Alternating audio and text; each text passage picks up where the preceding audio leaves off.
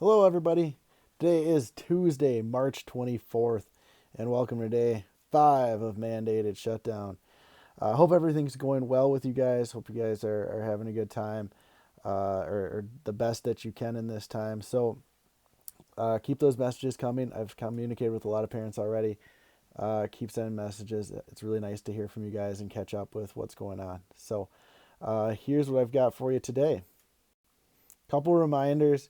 Don't forget free lunch up at the breakfast in high school. So you can go up there and get that for anybody that's under or 18 years old or younger. You can stop up there and get those. Don't feel afraid to, if you have any questions or comments or anything, you can send me on Dojo. That's perfect. You can always call my extension and that'll come to me here, or you can email me. But Dojo is great. I love hearing and seeing pictures from you guys. So keep those coming in. Reminder, there are no parent-teacher conferences this week. As originally scheduled parent-teacher conferences, those will not be going on. But I'll try to keep in touch with parents and touch base.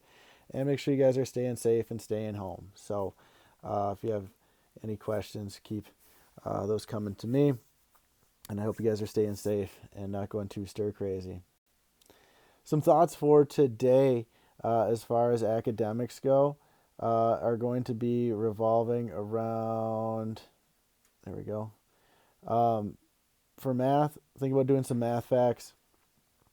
You've got your dirty 30 facts. Those went home with you guys. So do those. Feel free to have a sibling work in with you or something too if you have that opportunity. Spend some time on Prodigy. Some of you guys have been. Some of you haven't. If you have the opportunity to go on Prodigy for about 15 minutes, that's good. Get some extra work in.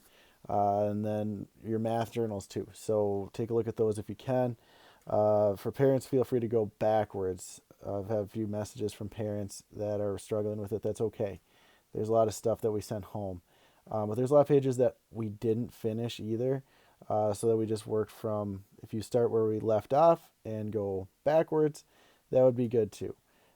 Filling in any of those that we didn't already do, as we do skip some pages. So that'd be good review and keeping our mind sharp for when we do get back. For reading, you should be reading every day yet still. So 20 to 30 minutes every day on your own, reading whatever AR book that you have. Feel free to take tests on those as you guys are, if you have the internet access, that'd be great. Today I will post a Socrative question revolving around our read aloud. So check out our Socrative question, fill those in. Some of you guys did a really nice job answering the questions I had for Hatchet. So please do that again for Socrative. 292450 is the code. Don't forget, most of you guys remember it, but it is 292450 is my login code. So use that to get into the classroom. You'll be able to answer a question right after you guys are done listening to the read aloud. Don't forget about writing. You can go on to IXL. Again, that'd be an independent activity, get you some review. Your IXL logins, if you did forget it, they should be in your writing notebooks taped on the inside cover. So take a look at some IXL writing and do about 15 minutes of work there to keep fresh on some of those grammar rules. It's supposed to be nice today. The weather is going to be good, so we'll try to get outside and find some time to play today. Do something. Go for a walk. Play some basketball. Do something. Run around and play outside a little bit. That'll be good to get outside and do something. So feel free to play or go for a walk. Take a pet for a walk. That'd be great. So get outside and play a little bit. Be good weather. Yesterday we started reading Shredder Man, the second one, Attack of the Tiger. So if you haven't listened to yesterday's video, you might want to go back because I read chapters 1 and 2. But we'll pick up on chapter 3 today. All right, so if you remember yesterday, we read about Nolan, and he's kind of figuring out what to do with the fact that he's already busted the bully, and now he's trying to figure out what Shredder Man's role is. And his dad had to run off because he had some graffiti to investigate for the paper. So here we are on chapter 3. Duh-oh. From clear across the blacktop, I could see that my teacher was not being the happy hippie. He was madder than a green hornet. He was storming toward the teacher's parking lot, surrounded by kids. I caught up and asked, "What's wrong, Mr. Green?" Because I'd never seen him this mad before. Testy? Sure. Or annoyed. Or even a little grumpy. but mad? Not Mr. Green.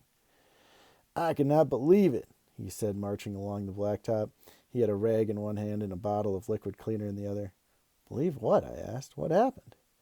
Mr. Green didn't answer me, but all of a sudden he stopped, turned around, and said to everyone, "This is not cool, and you can tell whoever did it that they won't get away with it." Then he started marching again, straight for his van. I was next to Ryan Voss, so I asked, "What did they do?" I figured he had to know. Not only is he a sixth grader, he's the principal's son, and he knows everything. "Beats me," he said. "Dude, didn't you hear?" Carl Blanco said to me. "Someone tagged the green machine." I said, "Tagged Mr. Green's van? What do you mean?" Carl pulled a face at me. "Not like the game, nerd. They tagged it with spray paint." "Seriously?" Ryan asked. Carl nodded. "I heard it's bright red." Red? I stopped walking. The same color of the graffiti in Old Town. Wow. I shifted in my power walk and caught up with Mr. Green, but he didn't want to hear about my dad's assignment for the Gazette. He wanted to get to his van. When we got there, Nika Parker said, "Oh, that's awful." And it was. Someone had spray painted a big, dumb baby face right over Mr. Green's dolphins. Red circle. Red eyes rolling up. Red buck teeth going left and right. And coming out of the giant dumb baby's mouth was a talking balloon and a great big duh inside of it. Mr. Green wet his rag and started scrubbing. Everyone crowded around. The paint didn't budge. Then the warning bell rang. Mr. Green said, "Get to class, all of you, shoot." No one moved. We all just watched him scrub. "Now," he shouted, "go to class or you'll be tardy." Someone from the left side said. Mr. Green froze mid-swipe. Everyone held their breath. Eyeballs went boinging around. Mine spotted Carl, smirking, and some other sixth graders around him were smirking too, like Ryan Voss and Brad Waxon and Richie Hattini. "Who said that?" Mr. Green asked. No one breathed a molecule. "Who said that?" He stood straight up. "So you're the vandal and a coward, huh?" "Bark, bark, bark," came a voice from the other side of the crowd. Everyone turned. But before we could figure out who'd made the chicken sound, Dr. Voss appeared. Her voice cracked like a whip. "Children, get to class. You'll all be tardy." Everyone charged out of there. Everyone but me. I ducked behind the back bumper of Mr. Green's van and waited. When Dr. Voss got over to Mr. Green, she said, "I understand you're upset about this, Elmo, but there's no reason to make a school-wide spectacle of it." "Elmo? My teacher's name is Elmo?" Wait, the bouncer's name was Elmo. I fell flat on my butt. Mr. Green was saying, "Someone did this morning, right here in the parking lot." I peeked around the back of Mr. Green's van. Dr. Voss was giving the dumb baby a stern look. "We'll see what we can do." She started to walk off, but Mr. Green stopped her. "Exactly what does it mean this time, Ivana?" "That we'll look into it," Dr. Voss said. "How will we be looking into it?" Mr. Green asked her. She frowned at him. "Let me give that some thought, will you?" Mr. Green said, "How about we start by calling the police? Then let's ask Dusty to look through the trash bins for the spray can." She put her fists on her hips. "Our custodian was not hired to dig through trash." Mr. Green shook his head. "Fine, then I'll do it." "You have a class to run." "Okay, I'll get my class to help then." "Voluntarily?" He shrugged. "Sure." She nodded. "That shouldn't anger any parents, but make them wash up afterward, and don't take too much time away from class." "Wait," he called after her. "Can you ask the teachers to look through backpacks?" "Well, I don't know about that." Her frown was back. "It could have been anyone.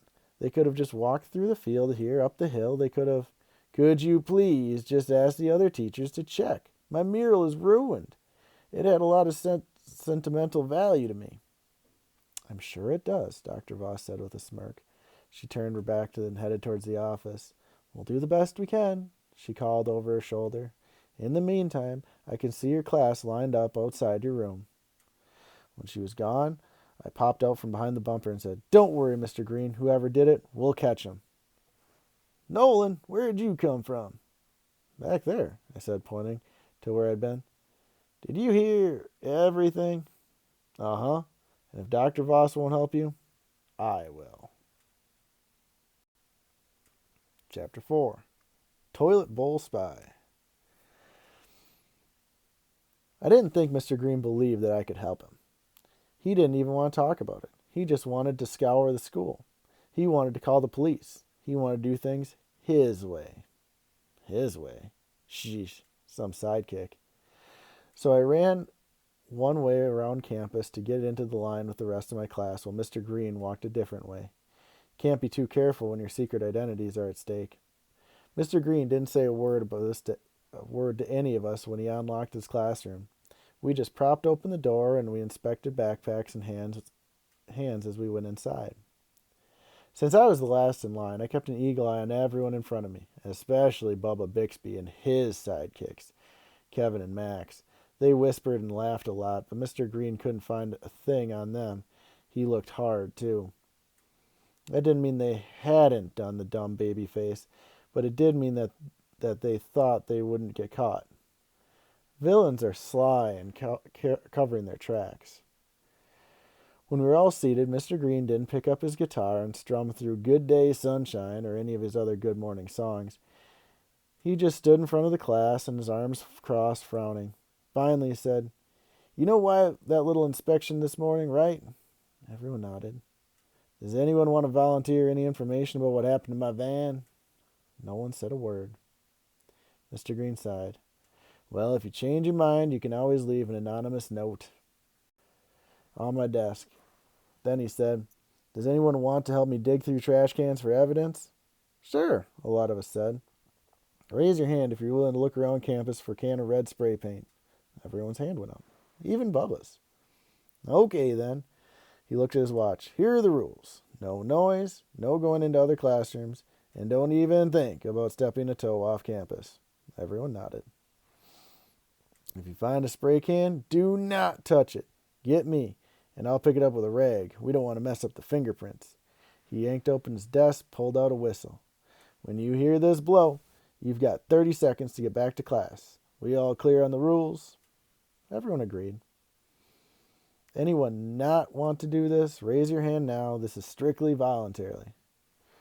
All the hands stayed down. He told different tables what part of school he wanted them to scour and then said, "Let's go." I slipped my digital camera out of my secret compartment in my backpack and put on my sweatshirt pocket, just in case. Then I filed out at the rest of the kids, only I didn't start looking in the area I was supposed to look. Instead, I zoomed around behind our classroom, behind the computer lab, over to the boys' bathroom where Bubba holds his meetings. His bully club meetings. I checked over both shoulders, then I ducked inside the bathroom and looked around. Nobody home. So I zoomed down to the last stall, closed the door, and stood on the toilet seat. No shoes showing. I clamped down tight on my camera. I didn't want it to fall in. And I was barely in position when, sure enough, Bubba, Max, and Kevin were busting into the bathroom. I couldn't see them, but believe me, I'd recognize their voices anywhere. Max is kind of whiny. Kevin always sounds like he has a cold. And Bubba, well, if you've ever been face to face with Bubba breath, it's something you'll never forget. Max was busting up, "Hee hee hee." Kevin was going, "Ha ha ha," through his nose. Then Bubba said, "Is the happy hippie bent or what? Dude, his beak is totally tweaked." "He totally thinks it's you, dude," Max said.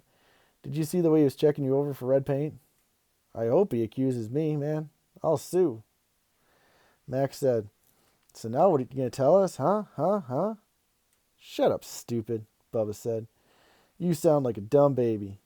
"Like the dumb baby on the green machine?" "Duh, Kevin said.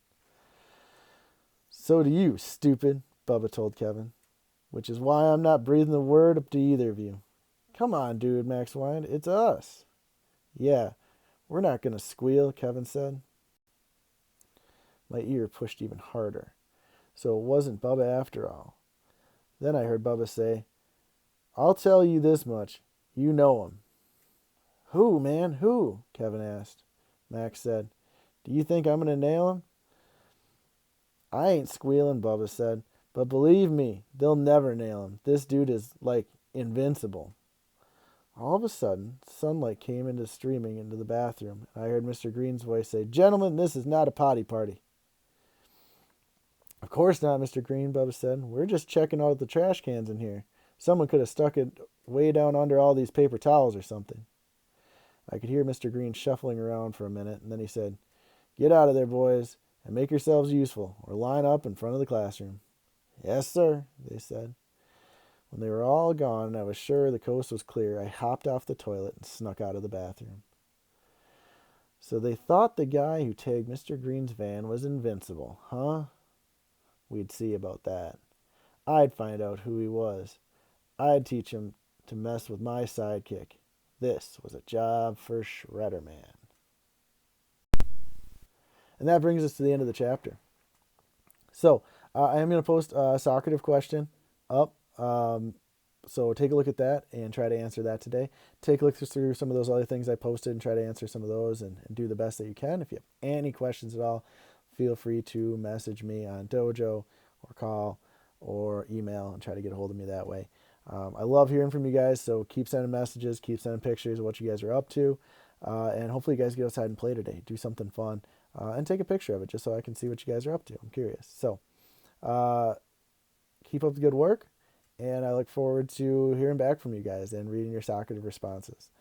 So have a great day, and I'll talk to you guys tomorrow.